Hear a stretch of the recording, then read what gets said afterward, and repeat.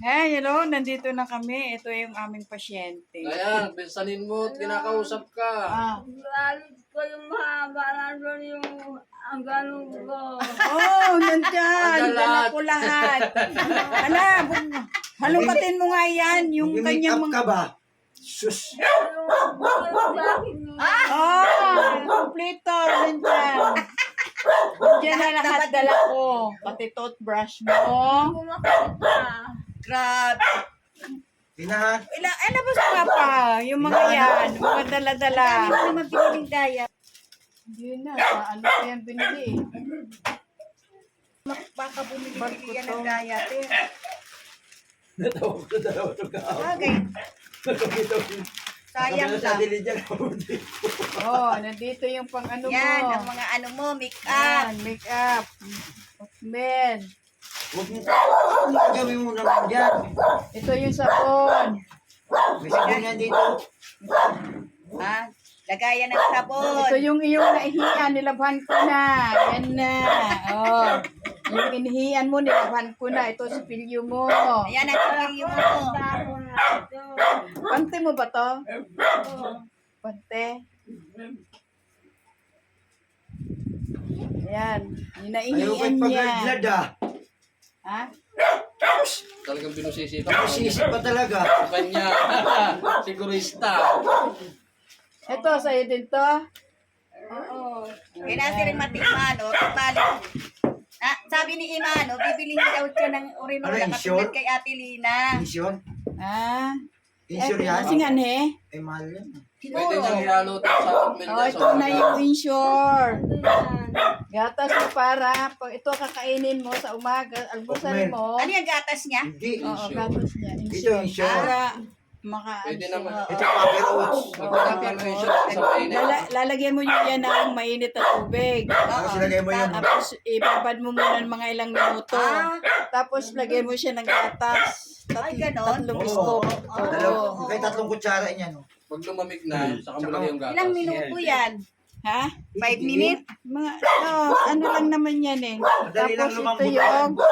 ito yung lagayin mo ng ipin.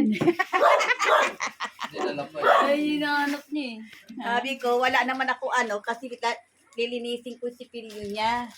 Ay, si Payo. Ano si ipin? Kaya ako na nga. Ay, wala akong, Asa naman Di lagi? ba pinilang kita ng gloves? wala. Kinuha lang dito sa ospital. Naubos na. Ma, asa yung ngipin? Ang ipin niya. Hindi ba pwede isuot? Ay, andun yung ngipin mo. Ito. Sabagay. Ito yung, Kuya, ito yung Asa yung isa? biskwet. Nasaan yung isa? Bukasan na ayaw niya magpapunat na Saan nilagay? tapos yung panlatag niya sa higaan niya. Taas. Yung sa baba. Yung sa baba. Ito biskwet. Baba. Ma, yung dito yung sa baba pustiso wala. Andiyan. Taas lang daw. Plebo yun. Ay, ayaw. Tahanapin ko. Nasa bag mo. Yan. Biskwet mo. Kasi hindi ako bumili ng matigas. Ayoko bumili ng matatamis. Baka bawal sa'yo. Lugaw pinapakain namin. Lugaw. Wala pa siyang gamot na ano eh. Sa, Hindi pa na, Andiyan pa lang ni Ashley. hindi pa nabibili na si Min.